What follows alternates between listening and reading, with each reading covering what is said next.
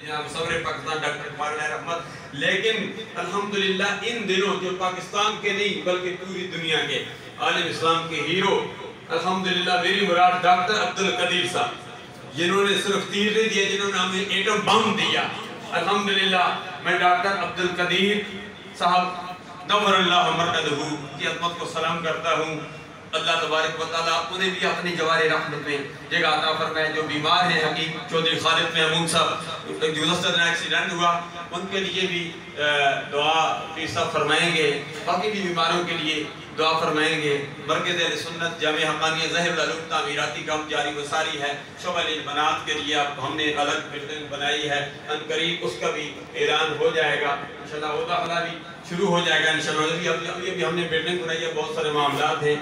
भी सब दुआ फरमाए, अल्लाह तमाम मामलात में आसानियाँ पैदा फरमाए। मैं रब से मांगता हूँ, पहले भी रब से मांगा है और अब भी रब से मांगता हूँ। आप रात को चंदे के लिए नहीं बुलाया कि चंदा दो, मैं रब से मांगता हूँ कि रब्बे ज़ुल जलाल अपने खजाने में से दे।